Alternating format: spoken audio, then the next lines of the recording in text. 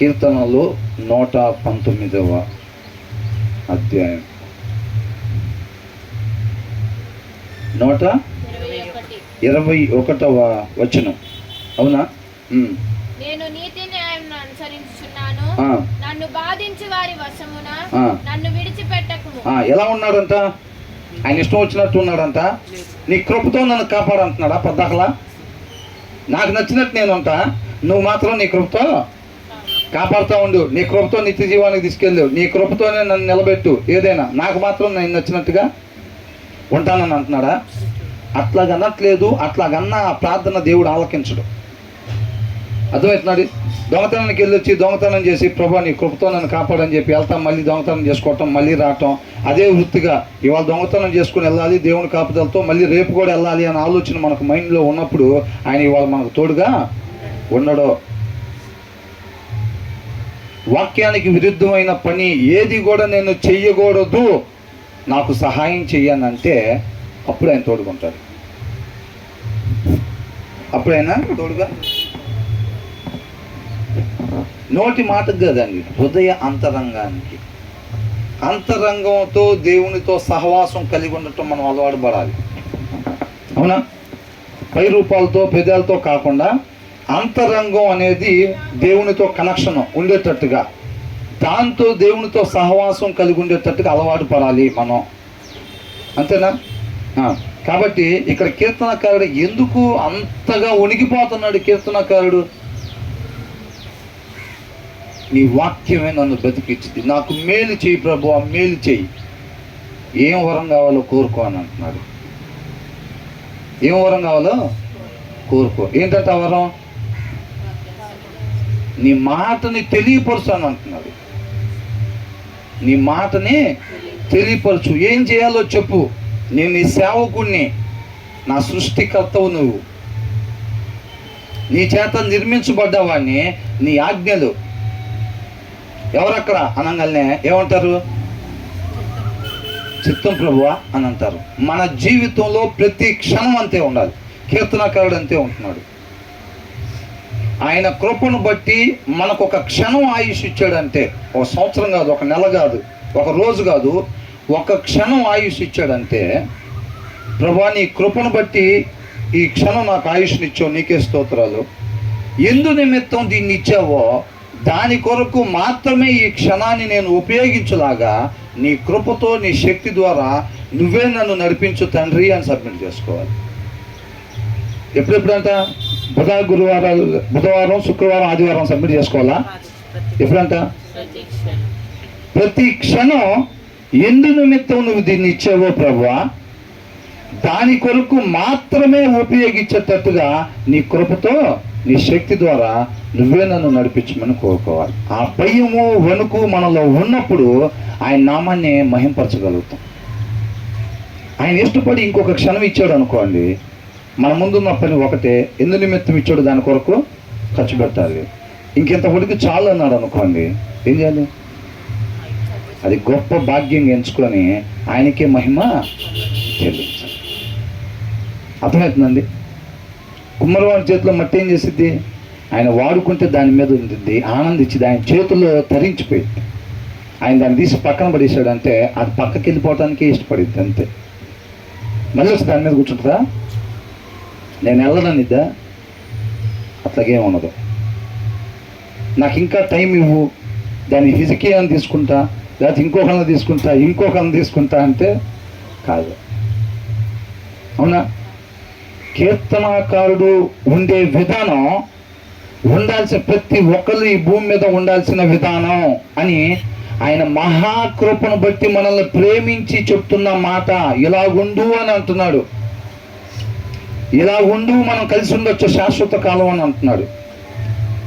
తింటే తిన్నావు పండు, ఇప్పటికైనా సరే ఇలాగా ఉండు, నేను నిన్ను కాపాడుతాను అంటున్నాడు. నిన్ను ఎవరో కాపాడలేరు, ఇంకా నేను నిన్ను కాపాడుతాను అంటున్నాడు. ఆ దినం లోపల ఈ దినం కూడా లోపడకపోతే చాలా ఇబ్బంది. కీర్తనకారుడు అదే, నా జీవితంలో ఎప్పుడు కూడా పొరపాటు ఇంకా జరగకూడదు, ఎప్పుడు పోతామో తెలియదు, ఎన్ని క్షణాలు ఉన్నాయో తెలియదు. ఇంతేనా మనం చేయగలిగింది? ఇంకా ఎంతమందిని పెట్టాడు మన ముందు తీసుకొచ్చి? ఎంతమందిని తీసుకొచ్చి మన ముందు పెట్టాడు? మీకు ఇచ్చిన జీవితమే వాళ్ళకు కూడా ఇచ్చా. వాళ్ళు ఇలా ఉపయోగించుకున్నారు. తన సృష్టికర్తను ఇలాగ మహింపరిచారు. తయారు చేసుకున్న ఆయన్ని ఆనంద పెట్టడం తప్ప, మహింపరచడం తప్ప అంతకన్నా గొప్ప భాగ్యమే ఉంది. ఇంకా మళ్ళీ వచ్చింది అవకాశం. మన ప్రవర్తన చూస్తుంటే, మన జీవిత విధానాలు చూస్తుంటే కొన్ని లక్షల సార్లు వచ్చే అవకాశం ఇది. అందుకని పెద్ద ఆటలు వచ్చిందండి. ఈసారికి ఇంత చేసామంటే బాగానే చేసినట్టేగా మనం అన్నట్టుగా ఉంటున్నాం మనం. అవునా? ఎన్నిసార్లు వచ్చింది? ఒకే ఒక్కసారి పోతే రాదు. క్షణం పోతే రాదండి. అసలు క్షణం పోతే రాదు. గొప్ప భాగ్యం. కోట్లు పోతే పోని, ఆరోగ్యం పోతే పోని, ఏది పోయినా కానీ పోతే పోని, క్షణం పోతే రాదు. ఆయన మహింపరిచే భాగ్యం ఉపయోగించుకుందాం. ఎక్కడ ఉన్నామో, తర్వాత ఎక్కడ ఉన్నామో, ఆఫీస్ దగ్గర ఉన్నామో, ఇంటి దగ్గర ఉన్నామో, సహవాసంలో ఉన్నామో, ఎక్కడ ఉన్నామో అనేది కాదు. ప్రతి క్షణాన్ని ఉపయోగించుకుందాం. అర్థమవుతుందా? వేటాడాలి ఆయన చిత్తాన్ని నెరవేర్చడానికి. అక్కడే మనం ఉందాం. కీర్తనకారుడు ఏమంటున్నాడు? అయిపోవాలంటే ఆయన లాగా మనం, క్రీస్తు వల్లే మనం స్వరూపం పోలిక వచ్చేసేయాలంతే. ఇంకా వచ్చేసేయాలంతే. ప్రతి ఒక్కళ్ళు ఒక వెలిగించబడిన క్యాండిల్ లాగా. మనం వేరే వేరే ప్రదేశాలకు వెళ్తూ ఉంటాం కదా. ఏ ప్రదేశాలకు వెళ్ళినా సరే ప్రతి ప్రదేశంలో మనం ఎలా ఉండాలి? వెలిగించబడిన క్యాండిల్ లాగా అనేక ఆత్మలను వెలిగించేవారుగా ఉండాలంతే. ఎప్పటి వరకు ఉంటుందో తెలియదు. ఇంకా రాలేదు కదా 60, ఇంకా రాలేదు కదా 70. అవునా? ఇంకా రాలేదు కదా 70, ఇంకా రాలేదు కదా 80 సంవత్సరాలు అని అనుకుంటున్నావా? 60, 70, 80 వస్తేనేనా కాలు వచ్చేది? ఎక్కడి నుంచి? సంవత్సరంలో రావచ్చు, పుట్టిన తర్వాత సంవత్సరంలో రావచ్చు, నెలలో రావచ్చు, 2 సంవత్సరాల్లో రావచ్చు, 3 సంవత్సరాలు రావచ్చు, 3 దినాల్లో రావచ్చు, చెప్పలేం. అవునా? కాబట్టి ఒకసారి చూద్దాం ఏమంటున్నాడు. నేను నీతి న్యాయములను అనుసరించుచున్నాను, నన్ను బాధించు వారి వశమున నన్ను విడిచిపెట్టకము అని అంటున్నాడు. ఏం చేస్తున్నాడంట కీర్తనకారుడు? నీతి ఏంటి? దేవుని యొక్క సింహాసనానికి ఆధారాలు. ఈయన జీవితానికి ఆధారంగా వాటిని పెట్టుకున్నాడు కీర్తనకారుడు. నీ జీవితానికి, నా జీవితానికి ఆధారం ఏంటని అడుగుతున్నాడు. చెక్ చేసుకోవాలని అంటున్నాడు. అయ్యే ఉన్నాయా? నీ జీవితానికి, నా జీవితానికి ఆధారాలుగా నీతి న్యాయమే ఉందా? అవతలను బట్టి ప్రవర్తిస్తున్నామా అంటున్నాడు. ఎదుటి వారిని బట్టి మనం ప్రవర్తిస్తున్నామా? ఈ లోకం తీరును బట్టి మనం ప్రవర్తిస్తున్నామా? నా మాటను బట్టి ప్రవర్తిస్తున్నామా అంటున్నాడు. అర్థమవుతుందండి? నీతి న్యాయం ఎక్కడున్నా సరే అదే ఉండాలి మన జీవితంలో. అది ఉన్నంతసేపు మనలో క్రీస్తు మాత్రమే కనపరచబడతాడు. అది ఎక్కడ న్యాయాన్ని వదిలిపెట్టద్దు, ఎక్కడ ధర్మాన్ని వదిలిపెట్టద్దు. దానికోసం ఆయన ఇక్కడ చేర్చుకుని ఆయన కృపను బట్టి మనకు తెలియపరుస్తూ ఉన్నాడు, వెలిగిస్తూ ఉన్నాడు. ఆయన వాక్యము వెలుగుతో నింపుతున్నాడు, మనం సారంతో నింపుతున్నాడు. ఆ ఉప్పులో సారాన్ని నింపుకొని కాముకుంటానికి కాదు, అది ఆ ఉప్పు గడ ఎక్కడికి వెళ్ళి సారాన్ని పంచాలో ఆ యొక్క ప్రదేశంలో పంచటం కోసం ఆయన కృపను బట్టి ఆ ఉప్పులో సారాన్ని నింపుతున్నాడు. అంతేలేకని ఊరకైనా నింపుకొని రేపు ఆయన పిలుపు రాగానే వెళ్ళిపోవటానికి కాదు. ఎందుకు? పని లేక నింపుతాడా? ఆయన కాదు. ఆయన మాట ఆయన నోట నుంచి వచ్చిందంటే ఆయన చిత్తాన్ని నెరవేర్చకుండా అది వెనక్కి తిరగదు. నువ్వు నేను విధేయత చూపిస్తే మాంసపు హృదయాలుగా మన హృదయాన్ని పెట్టుకుంటే ఆ ప్రదేశంలో ఆయన మాట పడింది అని అంటే మాత్రం అర్థమవుతుందండి. మన హృదయాల్లో మాంసపు హృదయంగా ఉన్న హృదయంలో ఆయన మాట పడింది అని అంటే అది దేనికోసం వచ్చిందో, నువ్వు ఎక్కడికి వెళ్ళాలి, ఏ కార్యం చేయాలి, ఎవరితో ఏం మాట్లాడాలో ఆ కార్యం చేయకుండా అది వెనక్కి తిరగదు. నువ్వు నేను విధేయత చూపిస్తే, విధేయత చూపించకపోతే నశించిపోయేది ఎవరు? సౌలు దగ్గరికి ఆ మాట వచ్చింది, విధేయత చూపించాడా? విధేయత చూపించలా. ఆయన చిత్తాన్ని దావీదు ద్వారా నెరవేర్చుకుంటా ముందుకెళ్ళిపోయాడు. నష్టపోయింది ఎవరు? సౌలే. అర్థమవుతుందండి? ఆయన చిత్తం ఆగదు. మనందరం మొండికేసిన రాతి హృదయాలుగా పెట్టుకున్న ఆయన చిత్తం ఆగదు, ఆయన రాజ్య స్థాపన ఆగదు. అర్థమవుతుందండి? దాంట్లో నువ్వు నేను ఉన్నామా లేదా అని చెక్ చేసుకోవాల్సిన అవసరం ఉన్నది. దాన్ని జాగ్రత్తగా గ్రహించుకోవాలి. ఇక్కడ అంటున్నాడు, నేను నీతి న్యాయములను అనుసరించుచున్నాను, నన్ను విడిచిపెట్టద్దు. ప్రతి మనిషి కూడా నీతి న్యాయాన్ని అనుసరించి నడుచుకోవాలి. అది ఉండాల్సిన విధానం అన్నమాట. న్యాయాధిపతుల్లో వాళ్ళు ఉండాల్సిన రీతిగా ఉండకపోతే వాళ్ళు ఏం చేసేవాడు?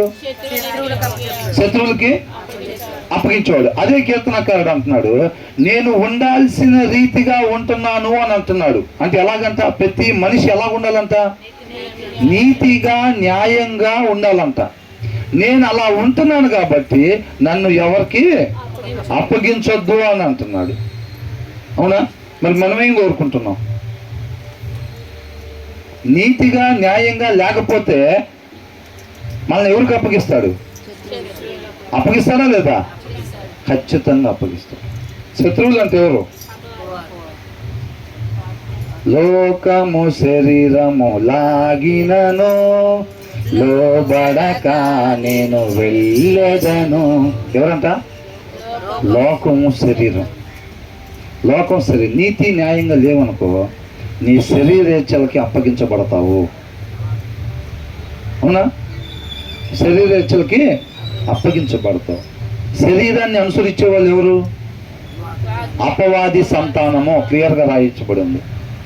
శరీరాన్ని అనుసరించే వాళ్ళు అపవాది సంతానము. వాళ్ళు రేపు పొందుకోబోయేది నిత్య నరకము. అవునా?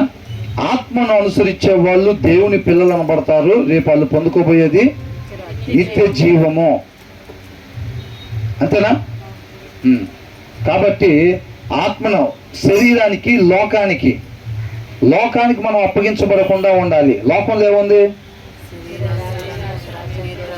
జీవబుడము. అవి తండ్రి వలన కలిగినవి కావు. వాటికి మనం అప్పగించబడకూడదు. శరీరాశకి అది మనల్ని జయించేటట్టుగా ఉండకూడదు. నేత్రాశ, శరీరాశ, జీవపుడంబం వీటికి మనం అప్పగించబడకుండా ఉండాలి. అంటే ఏం చేయాలంట? నీతిగా న్యాయంగా ఉండాలి. ఎక్కడున్నా సరే ఆయన కృపను బట్టి మనల్ని ఎక్కడ ఉంచినా సరే నీతిగా న్యాయంగా ఉంటే నీ శరీరానికి నీ మీద అధికారాన్ని ఇవ్వడు. శత్రువులకి లోకానికి కూడా అధికారం ఇవ్వడు. నువ్వు నేను దురాశ చేత మల్లు కొలపబడి ఏరవబడకపోతే అపవాది మనల్ని ఏమీ చేయలేడు. అర్థమవుతుందండి? యేసుక్రీస్తు వారిని ఏమైనా చేశాడా? అపవాది వచ్చి 3 సార్లు వచ్చాడు కదా, ఏమైనా చేశాడా? ఎందుకు నేను చేయలే? ఆయన దగ్గర ఏముంది? వాక్యం ఉంది. అదే వాక్యం మన దగ్గర కూడా ఉన్నది. మనల్ని ఏమైనా చేస్తాడా? అపవాది ఏమీ చెయ్యలేడు. అది లేకుండా నిలబడ్డామంటే మన పని అయిపోయింది. అవునా? అది అంటున్నాడు కీర్తనకారుడు. అంటున్నాడు, నేను నీతి న్యాయములను అనుసరించుచున్నాను, నన్ను బాధించు వారి వశమును నన్ను విడిచిపెట్టకము అని అంటున్నాడు. భయపడుతున్నాడు, వణుకుతున్నాడు అన్నమాట. అవునా? మరి మనం కూడా అట్లా విడిచిపెట్టుకుని ఉండాలంటే మనం ఏం చేయాలి? ఎలా ఉండాలి? మనం కూడా ఎక్కడుండాలి? ఫెలోషిప్లోనా? మరి బుధవారమా? ప్రతి క్షణం కూడా ఆయన కృపను బట్టి మనం ఎక్కడ ఉంచితే అక్కడ ఉండాలంట. నీతిమంతుల మేలు కొరకు సమస్తం సమకూడి జరుగుతూ ఉంటుంది. నీతిమంతులు అంటే ఎవరు? వాక్యాన్ని అనుసరించేవాళ్ళు. వాళ్ళను ముడితే ఆయన కనుగుడ్డుని ముట్టినట్టే. వాళ్ళు నోరు తెరిచారంటే ఒకటి దాని పట్ల దేవునికి చిత్తం ఉంది. వాళ్ళు 2 రోజులు ఊరు వెళ్ళారు అని అంటే అక్కడ దేవుడి పని ఉన్నది. అర్థమవుతుందండి? వాళ్ళు వేసే ప్రతి అడుగు విలువైంది, కారణం కలిగింది, దేవుణ్ణి మహిమపరిచేది, ఆయన ఇష్టాన్ని నెరవేర్చేది. వాళ్ళు నోరు తెరిచారంటే ఆయన పని కొరకే ఉండిద్ది. వాళ్ళు అడుగు వేసారంటే అది ఎక్కడికన్నా కానీ ఆయన పని మీద మాత్రమే జరుగుతూ ఉంటుంది. వాళ్ళ మేలు కొరకే సమస్తం సమకూడి జరుగుతూ ఉంటుందంట. అర్థమైందా? ఆ మేలు మనకు కూడా కావాలి అని అనుకుంటే మనం ఎలా ఉండాలి? నీతిమంతులుగా ఉండాలి. అది ఆయన ఏ ఒక్కరిని వీళ్ళ వతికిస్తున్నా నేను ఇది అని అనట్లేదు. సమస్త మానవాళికి ఇచ్చాడు అవకాశం, అవునా కదా?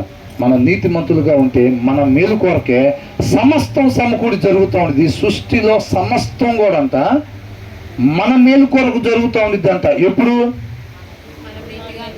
మనం నీతిగా న్యాయంగా వాక్యాన్ని అనుసరించి ఉంటుంటే సమస్త సృష్టిలో ఎక్కడ ఏదన్నా జరగని అది దేని మేలు కొరకు అంట? మన మేలు కొరకే జరుగుతూ ఉండిద్ది అంట. అర్థమవుతుందండి? కాబట్టి మనం ఏమాత్రం కూడా ఆ లైను దిగకూడదు.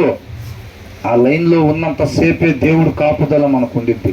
లైను దిగామా నిత్యము భ్రమలో రెడీగా ఉంటాయి. నిత్యం ప్రతి క్షణం ఆయన కృపను బట్టి మనకిచ్చిన ప్రతి క్షణం కూడా ఆ రంగుల ప్రపంచం మన ముందు పెట్టి ఆడిస్తూనే ఉంటాడు. అర్థమవుతుందండి? దాన్ని జయించాలని అంటే, దాని వైపు తిరగకుండా ఉండాలంటే, దానికి ఆకర్షింపబడకుండా ఉండాలంటే కేవలం వాక్యం వల్ల మాత్రమే సాధ్యము. మన హృదయంలో వాక్యం ఉంటే ఆ రంగుల ప్రపంచం మనల్నేమీ చెయ్యలేదు. ఇదే లోకంలో ఉండి యేసుక్రీస్తు వారు ఎలాగైతే జయించారో అదే రీతిగా మనం కూడా జయించవచ్చు. అర్థమవుతుందండి? అలాగంటున్నాడు. తర్వాత ఏమంటున్నాడు? మేలు కొరకు మేలు కొరకు నీ సేవకునికి పూటపడము. గర్విష్ఠులు నన్ను బాధింపక ఎందురుగా. గర్విష్ఠులు అంటే ఎవరు? గర్విష్ఠులు అంటే ఎవరు? వాక్యాన్ని ధ్యానించిన వాళ్ళు, దాన్ని అనుసరించిన వాళ్ళు. అర్థమవుతుందండి? వాళ్ళే గర్విష్ఠులు. సపరేట్గా ఎవరో ఉండరు. ఎవరైతే వాక్యాన్ని చదవగలిగి చదవకుండా ఉంటారో వాళ్ళనే గర్విష్ఠులు అని అంటున్నారు. ఎందుకంటే వాక్యాన్ని చదవకపోతే దాన్ని అనుసరించేదైతే ఉండదు. ఏమి ఊరికే జనాలు భక్తిలోంచి పడిపోయామనుకుంటారని చెప్పి దాని ప్రకారంగా ఊరికే పైన నొరగలాగా ఉండటమే తప్ప దాంట్లో ఏర్లు ఉండవు. కాబట్టి ఏమంటున్నాడు? మేలు కొరకు నీ సేవకునికి పూటపడము. గర్విష్ఠులు నన్ను బాధింపక ఎందురుగాక అని అంటున్నాడు. ఇప్పుడు గర్విష్ఠులు మనల్ని బాధింపకుండా ఎప్పుడు ఉంటారు? ఎప్పుడు ఉంటారు గర్విష్ఠులు మనల్ని బాధింపకుండా? మనం ఎప్పుడైతే నీతిగా న్యాయంగా ఉంటామో అప్పుడు గర్విష్ఠులు మనల్ని బాధింపకుండా ఉండేటట్టుగా ఆయనే చూసుకుంటాను అని అంటున్నాడు. తర్వాత ఏమంటున్నాడు?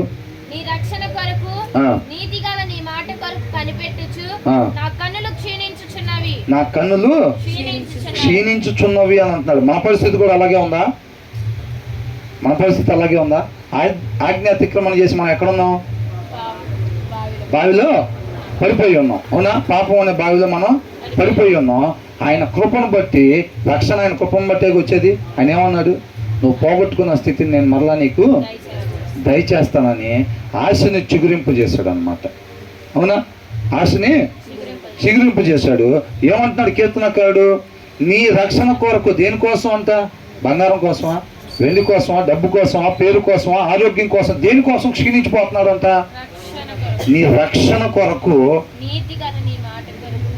నీతి గల నీ మాట. ఆయన ఏమిచ్చాడు మనకు? మాట, నిత్య జీవాన్ని ఇస్తానని చెప్పి దేవుడు మనకి మాటనిచ్చాడు. అవునా? ఏమనుంది ఇక్కడ ఇంగ్లీష్లో?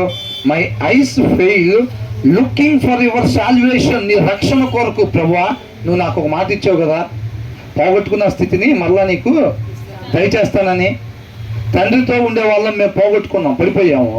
మరలా మనం తీసుకొని వెళ్ళి ఆ తండ్రి దగ్గర యుగ యుగాలు ఉంచుతానని చెప్పావు కదా. ఆ మాట కొరకు, ఆ రక్షణ కొరకు అంట పడిపోయాం కదా, అక్కడ తీసి మళ్ళీ తండ్రి దగ్గరికి మనం పెట్టడాన్ని రక్షణ అని అంటున్నాడు. అర్థమవుతుందండి? మరలా ఎప్పుడు చేరుకుంటానో అక్కడికి, పోగొట్టుకున్న స్థితిని మళ్ళా నేను ఎప్పుడు పొందుకుంటానో, తండ్రి నుంచి దూరం అయిపోయింది, ఎప్పుడు నా తండ్రి దగ్గరికి నేను చేరుకుంటాను అని చెప్పి ఎదురు చూపులతోనంత ఆయన కన్నులు క్షీణించిపోతున్నాయి అంటే ఎప్పుడు ఉందో ఆ సమయం అని చెప్పి, ఎప్పుడెప్పుడు చేరుకుంటానా అక్కడికి అని చెప్పి ఎలా ఉన్నారంట కీర్తనకారుడు, ఎదురు చూపులతోనంత ఆయన కన్నులు క్షీణించిపోతా ఉన్నాయి అంట. ఆయన జీవితం, ఆయన ఆత్మీయ జీవితం అలా ముందుకు సాగుతుంది. మన కన్నులు ఎలాగున్నాయి? అబ్బాయి పెళ్లి చూడాలన్నా, అమ్మాయి పెళ్లి చూడాలన్నా, వాళ్ళ పిల్లలను చూడాలన్నా, వాళ్ళ పెళ్ళిళ్ళు చూడాలన్నా, మనవడు మనవరాళ్ళది, దానికోసం క్షీణించిపోతున్నా. చాలామంది పెద్ద వయసు వచ్చినా తెలుసుకోకుండా ఏమంటున్నారు, మంచాన్ని పడుండి అయ్యా ప్రార్థన చేయండి అయ్యా, కొద్దిగా అబ్బాయి పెళ్లి చూసేదా కొంచెం మంది దేవుడిని ఏనంట. చివరిలో నిరీక్షణ కూడా ఏందంట, ఎప్పటికీ తెలుసుకునేది ఆయన్ని, ఆయన ఇష్టాలు ఎరిగి నడుచుకునేది ఎప్పుడు. నువ్వు చూడకపోతే ఆయనకి పెళ్లి జరగదా? అదే మా అబ్బాయి అనుకుందాం, ఫర్ ఎగ్జాంపుల్గా నేనే అనుకుందాం, అవునా? నేను చూడకపోతే మా అబ్బాయికి పెళ్లి జరగదా? ఇప్పుడు నన్ను మా నాన్న చూస్తున్నాడా? చూసేవాళ్ళు ఎవరు? అది ఎరిగి ఉండాలి మనం ఎప్పుడు కూడా, అది ఎరిగి ఉండాలి, అవునా? 5 సంవత్సరాలు 10 సంవత్సరాలు పిల్లలకు ఉన్నప్పుడు వాళ్ళ తల్లిదండ్రులు చనిపోయిన వాళ్ళు గొప్ప గొప్ప స్థానాల్లో గొప్పగా దేవుని మహింపరిచిన వాళ్ళు ఉన్నారు. ఎవరు చూసారు వాళ్ళని? నువ్వు నేను చూస్తున్నాం అనుకుంటే పొరపాటే అది. ఆయన ఇవ్వకుండా మనం ఏమైనా చేస్తామా? ఏమీ చేయలేం. దాన్ని గుర్తెరిగి ఉండాలి. కాబట్టి ఏమంటాడు, అబ్రహాం యుద్ధానికి వెళ్ళి వచ్చినా సరే, దావీదు యుద్ధానికి వెళ్ళి వచ్చినా సరే, నీ శత్రువుల్ని నీ చేతికి అప్పగించిన దేవునికే మహిమ కలుగును గాక. అర్థమైందంట. అబ్రహాం కంట వాళ్ళ శత్రువుల్ని చేతికి ఎవరు అప్పగించారంట? దేవుడు అప్పగించాడు. నీ పిల్లల్ని నా పిల్లల్ని ఎవరు పోషిస్తున్నారు? దేవుడే పోషిస్తున్నాడు. అది మన జ్ఞాపకం పెట్టుకోవాలి. మనం జీరో ఎప్పుడు కూడా. మనం జీరో కాకపోతే ఆయన్ని మహింపరచలేమో. ఎస్కరేత్ యోధాలాగా అయిపోయింది. అర్థమవుతుందండి. మనల్ని మనం ఉపేక్షించుకోకపోతే ఆయన వెంబడించలేము, వెంబడించిన ప్రయోజనం ఉండదు. కాబట్టి మనల్ని మనం ఉపేక్షించుకొని వెంబడిస్తేనే ప్రయోజనం అంటున్నాడు.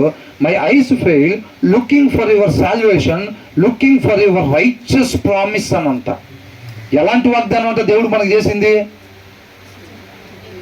నీతి కలిగిన వాగ్దానం. అది ఎలాంటిది? Looking for your righteous promise. నువ్వు ఎప్పుడెప్పుడు నాకు ఇచ్చావు కదా మాట, ఆ మాటని ఎప్పుడు నెరవేరుస్తావా అని చెప్పి ఎదురు చూస్తా ఉన్నాను అంటున్నాడు. ఏమిచ్చాడు మాట? నేను మరలా తండ్రి దగ్గరికి చేరుస్తాను, భయపడబాకు అని అంటున్నాడు. యుద్ధం యెహోవాదే అంటున్నాడు. నువ్వు నేను విధేయత చూపిస్తే యుద్ధం ఆయన చేస్తాడు, లేకపోతే మనతో యుద్ధం ఆయన చేస్తాడు. మనతో యుద్ధం ఆయన చేస్తాడు, అవునా? కాబట్టి కీర్తనాకారుడంతా ఆయన కన్నులు అలా క్షీణించిపోతున్నాయి అంట. నీ కన్నులు నా కన్నులు నిజంగా దాని కొరకు క్షీణించిపోతున్నావా? క్షీణించిపోతున్నాయా? ఎప్పుడెప్పుడు నేను తండ్రి దగ్గరికి చేరుకుంటానా అని చెప్పి ఎదురు చూపులు చూస్తున్నావా మనం? ఆ ఆలోచన ఉందా మతిలో? మనకుండే మన బుర్రలో కొన్ని ఆలోచనలు ఉంటాయి కదా, వాటిలో కనీసం లాస్ట్లో అయినా ఉంది, అది చెక్ చేసుకోమని అంటున్నాడు. కీర్తనాకారుడు కూడా ఈ లోకంలో ఉన్నాడు, అవునా? వాక్య సారాంశం సత్యం. దీంట్లో ప్రతి ఒక్కటి కూడా సత్యమే. అబద్ధాలు రాస్తారు దీంట్లో? అబద్ధాలు రాయరు. ఎవరి చేత రాపించబడింది ఇది? దేవుని యొక్క పరిశుద్ధాత్మ చేత రాపించబడింది. కాబట్టి దీంట్లో అబద్ధాలు రాయరు. కీర్తనాకారుడు అంటున్నాడు, మనం అందరం కూడా ప్రతి ఒక్కళ్ళు ఆ బావిలో ఉన్నాం. ఆయన కృపను బట్టి నేను మిమ్మల్ని తండ్రి దగ్గరికి చేరుస్తానని చెప్పాడు. మనం చేసిన పనికి ఆయన చెప్పాల్సిన అవసరం లేదు. మన తుడిసేసి కొత్త జనాంగాన్ని ఆయన చేసుకోవచ్చు. కాకపోతే అలా చేయటాను కదా. ఆయన ఏమంటున్నాడు? ఆయన కృప చొప్పున మనల్ని రక్షించుకొని, ఆయన పరిశుద్ధమైన రక్తం అనే వెల ఇచ్చి మనల్ని కొనుక్కొని, ఆ వైరస్ బట్టిన ఫోన్లు ఏం చేస్తున్నాడు? వాక్యం ద్వారా, తన మాట ద్వారా కడుక్కుంటున్నాడు ఆయన, అవునా? కడుక్కుంటున్నాడు. My eyes fail looking for your salvation. ఆ రక్షణ కొరకంట. అంటే కీర్తనాకారుడు నీళ్ళలో మునిగి లేవలేదా? ఇప్పుడు మనకు అర్థమవుతుంది కదా, నీళ్ళలో మునిగి లేచాడా లేవలేదా? లెగిసి చాలా కాలం అయింది. కానీ ఎన్ని సంవత్సరాలు, 18 సంవత్సరాలు వచ్చినా, 28 సంవత్సరాలు వచ్చినా ఆ భయము వణుకు తగ్గుతుందా పెరుగుతుందా? పెరుగుతుంది. ఇంకా అర్థమవుతుందండి. నా కన్నులు క్షీణించిపోతున్నాయి. నువ్వు ఇచ్చిన మాట ఎప్పుడు నెరవేర్చబడిద్దా నా జీవితంలో? ఎప్పుడు నెరవేర్చబడిద్ది చెప్పండి? ఎప్పుడు నెరవేర్చబడింది అంటే ఆయన ఆల్రెడీ ఎలాగుంటున్నాడంట? దీంట్లోనే 121 మొదటి వచనంలో మనం చదువుకున్నాం. నీతి న్యాయంగా నడుచుకుంటున్నాడు. ఆయన లైన్లోనే వెళ్తున్నాడు. ఇంకా దేనికోసం ఎదురు చూస్తున్నాడంట? రక్షణ కోసం. నువ్వు ఇచ్చిన వాగ్దానం నెరవేర్పు నా జీవితంలో ఎప్పుడు జరిగిద్దా అని ఎదురు చూస్తున్నాడంట. దేవుడికి ఆ కీర్తనాకారుడు పట్ల ఉన్న సత్క్రియలు ఏవైతే ఉన్నాయో వాటిని విధేయతతో చేసుకుంటా ముందుకి వెళ్తా ఉన్నాడు. వెళ్తా ఉండగా ఆయనలో ఉన్న వణుకు, భయం అన్నమాట. అది ఎప్పుడెప్పుడు నెరవేర్చబడిద్దా? ఎప్పుడు నెరవేర్చబడిద్ది? అంతం వరకు ఎవరైతే రక్షణ కాపాడుకుంటారో వారికే నిత్య జీవం. 70 ఏళ్ళు బతికి 69 సంవత్సరాలు దేవుని గొప్ప మహింపరిచి 70 సంవత్సరాల్లో మన ఇష్టాలను నెరవేర్చుకుందాం గెడిపోతాం నరకానికే. మొహమాటం ఏం లేదు దాంట్లో, అవునా? కాబట్టి అది ఎప్పుడు నెరవేర్చబడింది? ఎప్పుడు ఆ రక్షణ ఆయన ఇచ్చిన వాగ్దాన నెరవేర్పులోకి ఎప్పుడు వచ్చిందంటే కళ్ళు మూసేటప్పుడు కూడా ఎక్కడ ఉండాలంట? ఎక్కడ ఉండాలి? లైన్ మీద ఉండాలంతే.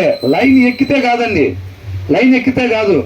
50 ఏళ్ళల్లో 25 సంవత్సరాలు పైనే లైన్ మీద ఉన్నాను కదా, కాబట్టి పాస్ మార్కుల కింద నిత్య జీవానికి పంపిస్తారా అంటే కళ్ళు మూసేటప్పుడు కూడా ఎలా ఉండాలంట? ముఖంలో చిరునవ్వులు కాదు, మీసాల మీద చేతులు కాదు, అవునా? ఎక్కడ ఉండాలి ఎంత? లైను మీద కళ్ళు మూస్తే ధన్యమైపోయినట్టే జీవితం, అవునా? ఫెలోషిప్లో కళ్ళు మూయటం కాదు. ఏంటంట?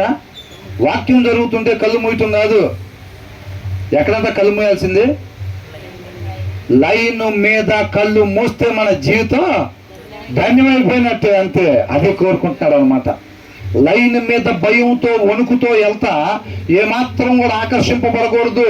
ఈ రంగుల ప్రపంచం నా చుట్టూ పెట్టించాడు డిస్కో లైట్లలాగా, నేను వాటికి ఏమాత్రం కూడా ఆకర్షింపకూడదు అని చెప్పి భయం వణుకుతో ఆయన మాటనే పట్టుకుంటా, ఆయన మాటనే భుజించుకుంటా నేను ఒక అడుగు లైన్ మీద ముందుకేసాను అని అంటే ఆయన మాటని భుజించటం వలనే నా అడుగు లైన్ మీద పడుతుంది.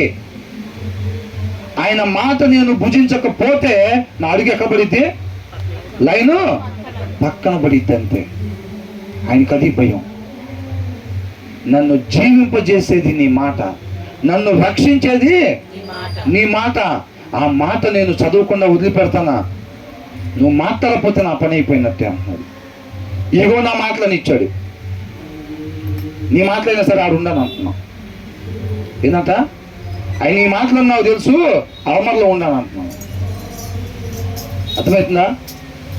అడుగులు నేను వేసుకుంటా, అయ్యో ఈ లేకపోతే నువ్వు లైన్ మీద వెళ్ళే అడుగు అంటున్నాడు ఆయన. ఏమంటున్నాడు?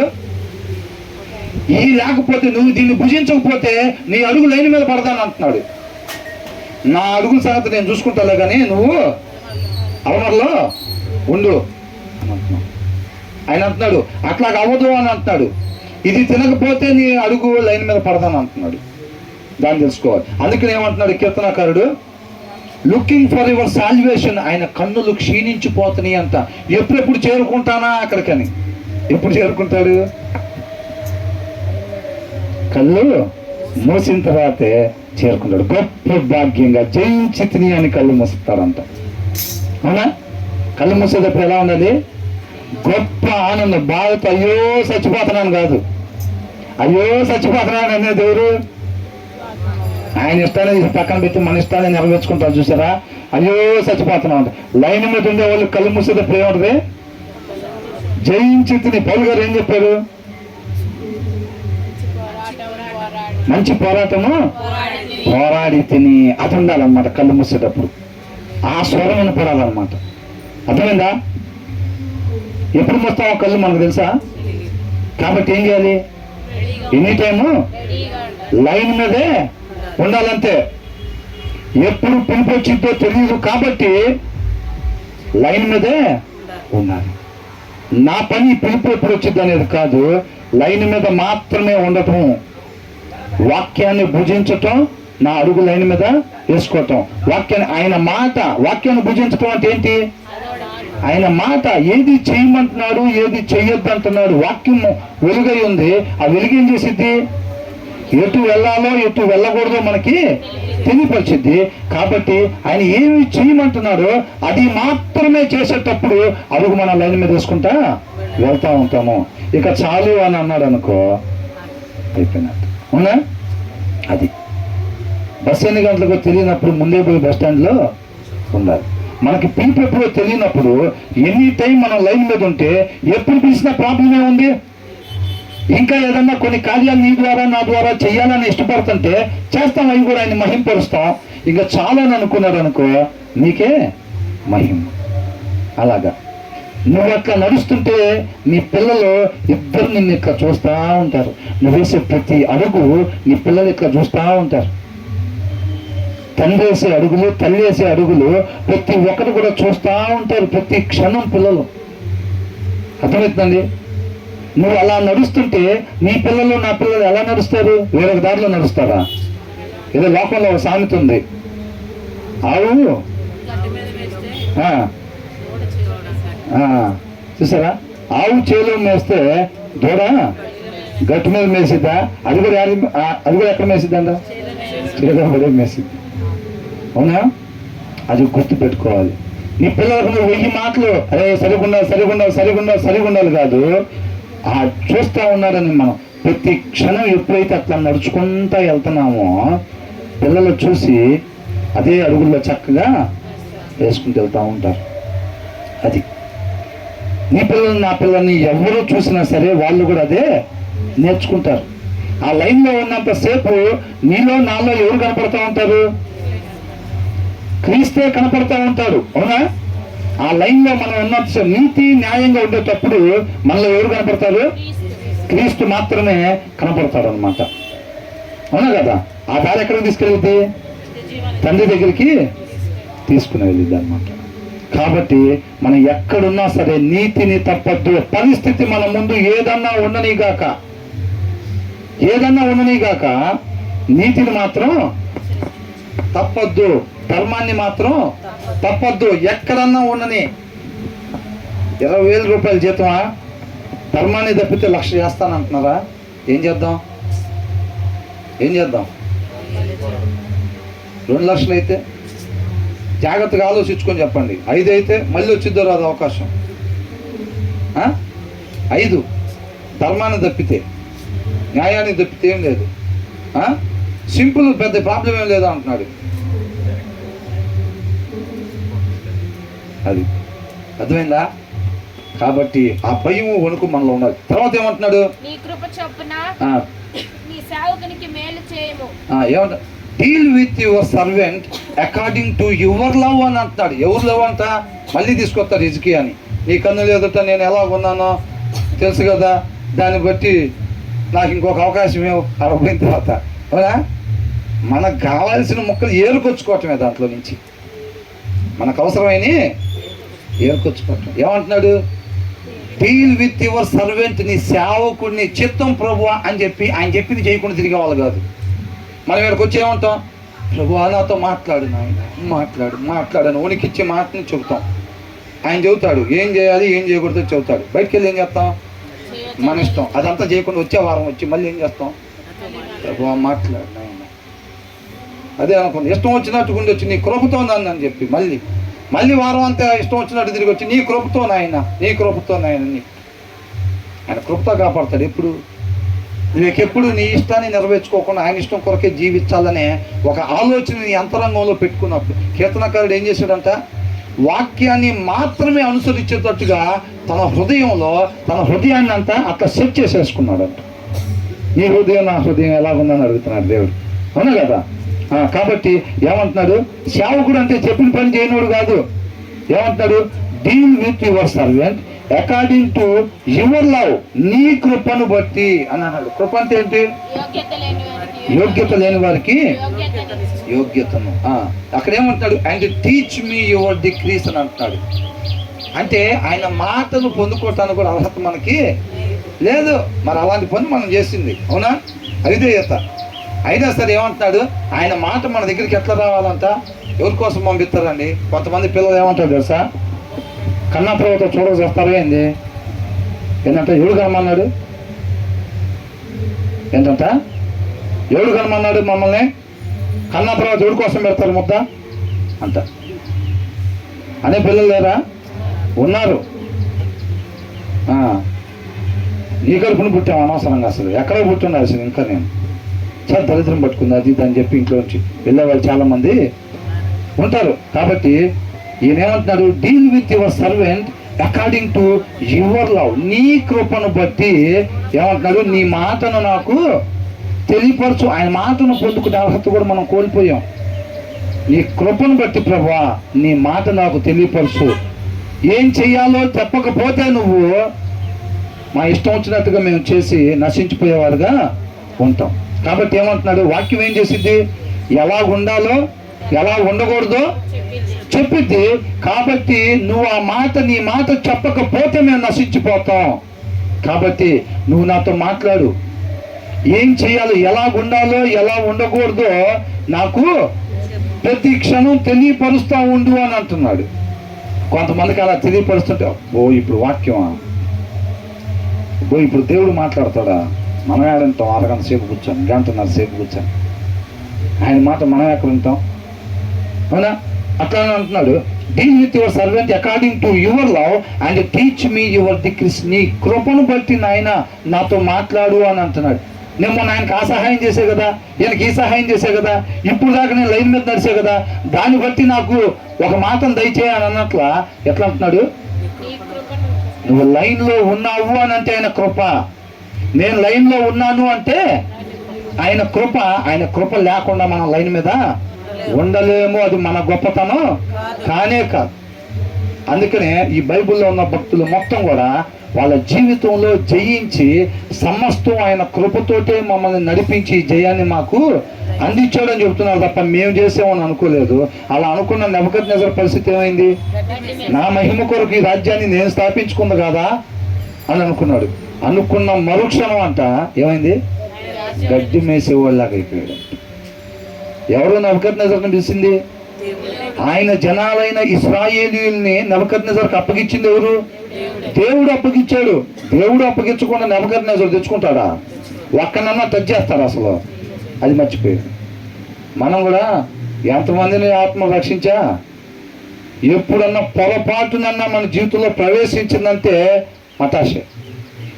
ఇమ్మీడియట్గా పిల్లర్లు ఇట్లా తీసేసామనుకోండి, బిల్డింగ్ ఏమైంది? కుప్ప కూలిపోయింది అంతే. ఆ ఆలోచన కూడా మనకి ఎప్పుడు మధ్యలోకి రావటానికి వీలేదు. నేను కాదా అందరికి ఇవాళ స్నాక్స్కి ఇచ్చింది, నేను కాదా ఇవాళ అది ఇచ్చింది, నేను కాదా ఇవాళ ఇది ఇచ్చింది, నేనే కదా ఇచ్చింది అని అనుకున్నామంటే మాత్రం పొరపాటు జరిగినట్టే. అర్థమవుతుందండి? నేను వచ్చిన కొత్తలో ఏంటి దేవుడు ఇక్కడికి అంటే ఆయన కృపను బట్టి నేను ఆయన పాదాల చెంత కూర్చున్నప్పుడు, అంటే బైబిల్ చదవటానికి కూర్చున్నప్పుడు ఆ చదువుతుంటే అద్భుతమైంది ఆ మాట. అంటే నేను మట్టి పాత్రనైనా నా పాత్రలో పోసిన పానీయం చాలా విలువైంది అనేది నాకు అర్థమయ్యేది. అక్కడ నాకు చీఫ్ గెస్ట్లు ఉన్నారు, వెళ్ళి అక్కడ పోయి అనేవాడు, ఆజ్ఞాపించేవాడు. బైబిల్లో రాస్తుంది అది. ప్రతి సేవకుడు ఇల్లు ఏమి లేదు, జీరో. ఒక రకం చెప్పాలంటే ఒక రకం కాదు, అన్ని రకాలుగా వెర్రి వాళ్ళని ఎన్నుకుంటానంటున్నాడు ఆయన. ఎవరంటే ఎన్నుకునేది? వెర్రి వాళ్ళని ఎన్నుకుంటాడంట. ఇక్కడ నిలబడాలంటే ఒక అర్హత ఉండాలి. ఏంటి అర్హత? వెర్రితనం. వెర్రిలాగా ఉంటేనే. అర్థమైందా? అంటే ఆయన దృష్టికి అట్లా ఉంటే అప్పుడు తీసుకొచ్చి మట్టి పాత్రలాగా తీసుకుని వచ్చి ఏమంటున్నాడు?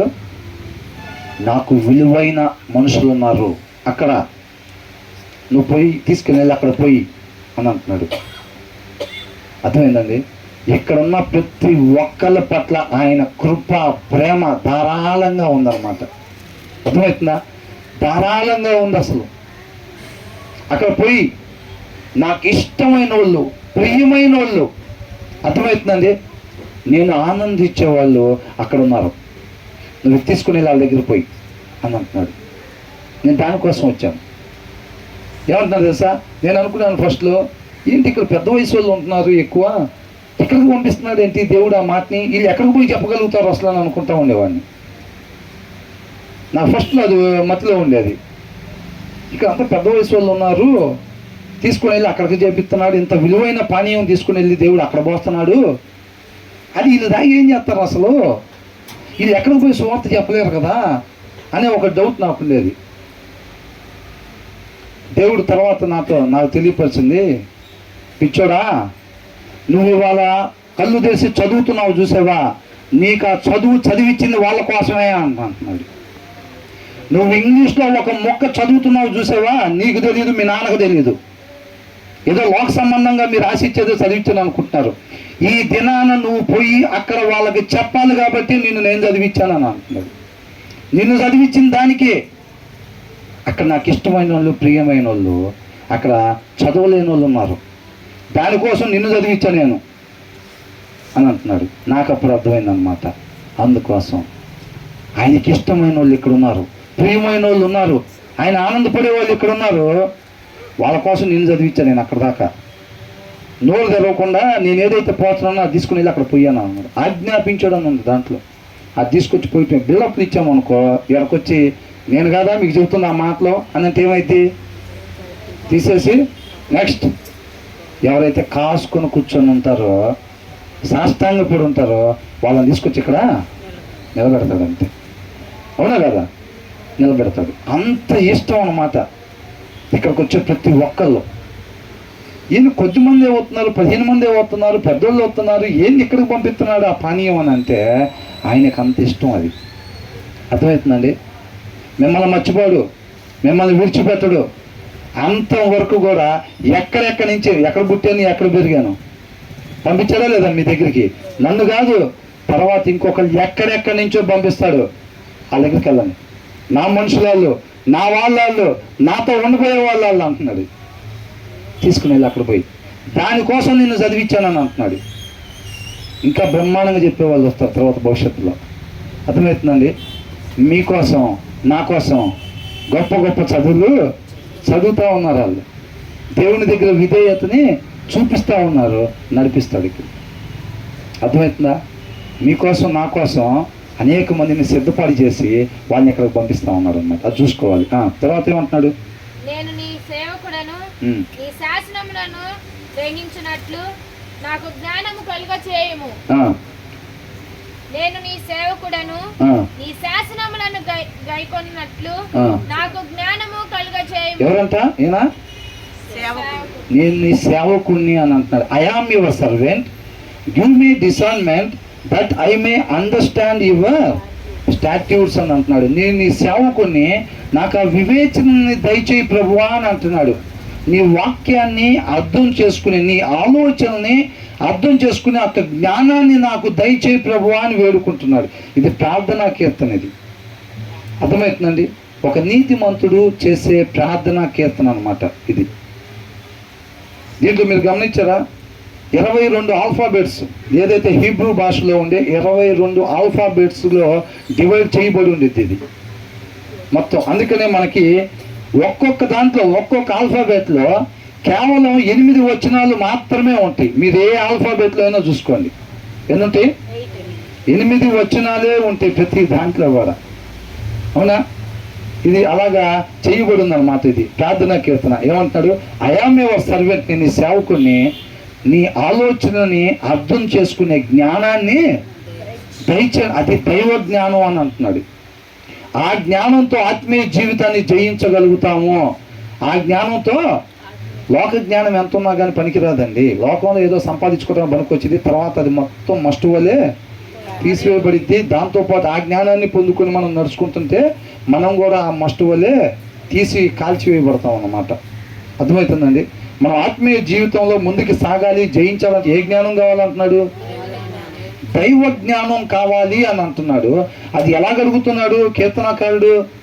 దేవుని యొద్ద ఎలా గడుగుతున్నాడు? I am your servant, give me discernment. ఆ వివేచనని, ఎప్పుడు ఏది చెయ్యాలో ఏది చేయకూడదో ఆ నీ యొక్క ఆలోచనని అర్థం చేసుకునే జ్ఞానాన్ని, ఆ తెలివిని నాకు దయచేయమని చెప్పి అడిగి దేవుడి నుంచి పొందుకుంటున్నాడు అనమాట. ఆ జ్ఞానంతో భార్యతో డీల్ చేయాలి, ఆ జ్ఞానంతో పిల్లల్ని పెంచాలి, ఆ జ్ఞానంతో ఆత్మీయ జీవితంతో దేవుణ్ణి మహింపరచాలి. అర్థమవుతుందండి. లోక జ్ఞానం ఏమాత్రం ఉపయోగించామనుకోండి అయిపోయినట్టే, కార్యాలు జరగవు, ఆయన చిత్తం నెరవేర్చబడదు, ఆయన నామం మహింపరచబడదు. మన జ్ఞానం మన సొంత మాటలతో ఇక్కడ కథ నడుపుదామని చూసామనుకోండి, టైం జరిగిద్దిలే కానీ ఆయన చిత్తం నెరవేర్చబడదు. అదే అంటున్నాడు. మనం కూడా ఏం చేయాలి మరి ఆ జ్ఞానం కావాలంటే? కీర్తనకారుడు ఎలాగైతే సాష్టాంగపడి అడుగుతున్నాడో, నీ ఆలోచనల్ని అర్థం చేసుకుని ఏమి చేయమంటున్నావు, ఏమి చెయ్యొద్దు అంటున్నావు దాన్ని తెలుసుకుని ఏమి చేయమంటున్నావు దాని ప్రకారంగా మాత్రమే నడుచుకునేటట్టుగా నీ కృపతో నన్ను నడిపించమని అడుగుతా ఉన్నాడు అనమాట. తర్వాత జనులు నీ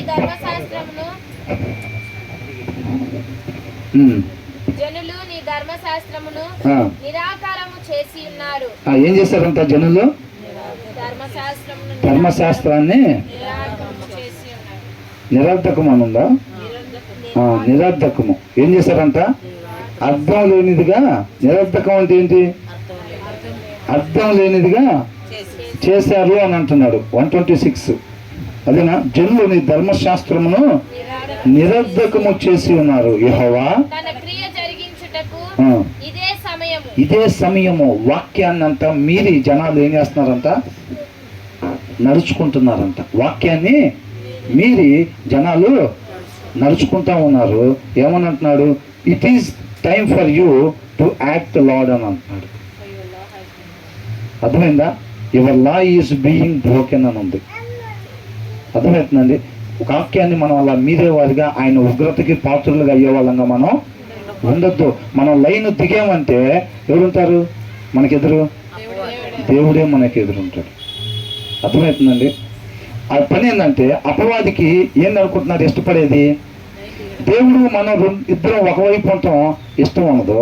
మా ఆయనకి ఏమి ఇష్టం అంటే మనము దేవుడు ఎదురెదురు ఉండాలనేది ఇష్టపడుతూ ఉంటాడు. అర్థమవుతుందా? వీళ్ళిద్దరిని ఎదురెదురు పెట్టాలి. వీళ్ళు లైన్ దిగాడంటే వీళ్ళతో పాటు ఉన్న ఆయన వీళ్ళకి ఆపోజిట్గా నిలబడతాడు. కాబట్టి వీళ్ళని లైన్ దింపాలి. దానికోసం ఎన్ని రంగులు పెట్టి పక్కన ఆడియాలో అన్ని రంగులు మనం ఒక్కొక్క అడిగి వేస్తూ ఉంటే ఇటు పక్క నుంచి ఆకర్షణీయమైనవి చూపిస్తూ ఉంటాడు. ఈ లోకంలో యేసుక్రీస్తు వారికి ఏం చూపించాడు? ఈ లోకం మొత్తం తీసుకొచ్చి పెట్టి, ఇదిగో ఇది మొత్తం నాదే, ఒక్కసారి నమస్కారం చేసామంటే మొత్తం నీకు ఇస్తానని అంటాడు. అర్థమైందా? అలాంటి మొత్తం తీసుకొచ్చి ఆడిస్తూ ఉంటాడు అనమాట. నువ్వు ఇంటిని చూసి భ్రమ కలిగి లైన్ దిగగానే అది నేనేం కాపాడలేదు, అది ఎండమావులాగా అయిపోయింది. అది ఏంటి? ఎండమావులు. నువ్వు లైను కింద వెయ్యగానే, వాక్యాన్ని మేరగానే, ధర్మాన్ని వదిలిపెట్టగానే, న్యాయాన్ని నువ్వు నేను వదిలిపెట్టగానే ఏమైతే ఆకారంలాగా అయిపోయింది, బిలాంలాగా అయిపోయింది. అవునా? గెహజీలాగా అయిపోయింది. ఏమైపోయింది? గెహజీ ఏం చేశాడు? ఇలా వస్త్రాలు తీసుకొచ్చుకొని దాచిపెట్టుకొని సెట్ అయిపోవచ్చు అనుకున్నాడు. సెట్ అయ్యాడా? ఏమైంది? ఆ భ్రమ కలిగింది. అనుకున్నాడు ఒక్కసారిగా, అబ్బా వద్దు అనేది వాక్యం చెప్పినప్పుడు అలా చేస్తే అని అనుకోగానే ఒక భ్రమ కలిగిపోయింది అనమాట. తర్వాత వేసుకొని బ్రహ్మాండంగా రాజ మార్తాండ గెహజీ గారు ఏం చేయుచున్నారు అన్నట్టుండిద్దని వాళ్ళొక్క పెడతాడు భ్రమ. ఆ భ్రమ కోసం మనం ఏం చేస్తామంటే ఆయన వద్దు అన్న పని చేయనిపోతాం. లైన్లో నుంచి పక్కకి అడుగేస్తాం. అడుగు వేయగానే రాజ అనేది ఉండదు. ఇక మొత్తం ఎండమావులాగా అయిపోయింది. నువ్వు చూస్తే ఎక్కడ ఉంటావు? లైన్ పక్కన ఉంటావు. అంతే. లైన్ పక్కన ఉంటావు. నీ ముందు ఎవరు ఉంటారు?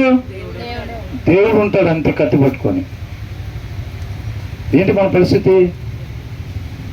అవునా కదా? మనం దీని ముందు వచ్చిన వాళ్ళు అదేనా చదువుకుంది? They donations. ఇదిగో 118 వచ్చిన, you reject all who stay from your decrease. నీ వాక్యాన్ని అనుసరించిన వాళ్ళందరినీ రేపు నువ్వేం చేస్తావు? నిరాకరించదు, అంగీకరించవు నిత్య జీవంలోకి, తండ్రి దగ్గరికి రానివ్వు. నీవు నిరాకరించేదవు అంటే తండ్రి దగ్గరికి పోకుండా ఎవరు అడ్డం పడేది? దేవుడే. ఎప్పుడు? ఆయన మాటని అనుసరించినప్పుడు నీకు ఇక్కడికి ప్రవేశము లేదు అని అంటాడంట. అర్థమవుతుందండి? For the delusions come to nothing అని అన్నాడు. ఏదైతే భ్రమల వలన నువ్వు లైన్ దిగావు కదా, ఆ భ్రమ నీకు ఏది పనికొచ్చేది కాదు. అది ఎండమావు లాంటిది. నువ్వు నీళ్ళు అనుకొని దిగావు, కానీ దిగిన తర్వాత అది ఎండమావులు అన్న విషయం నీకు తెలిసిపోయింది. అది నిన్ను కాపాడలేదు. నువ్వు లైన్ దిగిన తర్వాత నీకు ఆపోజిట్గా నేనే ఉంటాను. కాబట్టి తగిన జాగ్రత్తని ఆయన కృపతో మనకు ముందే తెలియపరుస్తున్నాడు మన ఆత్మీయ జీవితంలో. అర్థమవుతుందండి? అట్లా అయ్యిద్ది అన్నమాట పరిస్థితి. కాబట్టి అలాగెళ్ళి మళ్ళీ దావీదులాగా ఆడవటం, పెడబొబ్బులు పెట్టడం, కింద పడి వెళ్ళాడటము, మళ్ళీ దగ్గరకు తీసుకొని ఎత్తుకోమని ఈ గోళ అంత ఎందుకు మనకి? అవసరమా? అదే 11వ అధ్యాయంలో దావీదు జీవితం ముగిసిపోయి ఉంటే, బెత్షెబాను పిలిచిన తర్వాత రోజే దావీదుకి పిలిపొచ్చుంటే, ఊరియాని చంపిన రోజే దావీదుకి పిలిపొచ్చుంటే, ఇక్కడ పెయిన్ వచ్చింది అనుకోండి, ఏమయ్యేది? ఆర్గానిక్ ఫుడ్స్ తింటున్నాడు, ఊరియాని ముందు లైన్లో పెట్టి చంపించే అనగానే ఇక్కడ పెయిన్ వచ్చుంటే ఇరుపోయేవాడు దావీదు నరకానికి మొహాటం ఏం లేదు దాంట్లో, అవునా? కాబట్టి అదంతా మనకొద్దు. లైన్ దిగటం మనకున్నాడుగా దావీదు, అట్లాగే కింద పడి డుల్లాడదాం బురద పూసుకొని అని అనుకుంటే అప్పుడు నాకు అవకాశం లేకపోతే అయిపోయినట్టునే కదా. మరి మనకు పిలుపు ఎప్పుడు వచ్చిందో తెలియనప్పుడు మనకెందుకు ఆ రిస్కులు? కబడ్డీలు ఎందుకు? అవునా? కబడ్డీ ఏం చెప్తారు? బెడ్లైన్ దగ్గరికి వెళ్ళి టచ్ చేసి వస్తూ ఉంటారు పద్దాకలా పాయింట్ల కోసం. బెడ్లైన్ దగ్గరికి సినిమా చూస్తా బ్రదర్, దాంట్లో మంచే తీసుకుంటా. సీరియల్ చూస్తా బ్రదర్, మంచే తీసుకుంటా. వాడితో సావాసం ఎందుకురా నీకనంటే, వాడితో సావాసం చేసినా వాడు చేసే చెడ్డ పనులు నీకెందుకు, నాకెందుకు ఆ కబడ్డీ అంటున్నాడు, నీకెందుకు ఆ పందెం పనులు అంటున్నాడు, అవునా? కాబట్టి ఏమంటున్నాడు? అయ్యంతా ఆ భ్రమలే. ఎవరికన్నా మేలు చేస్తాడా? దేవుడికున్న అది ఒకటేంటంటే మేలు మాత్రమే.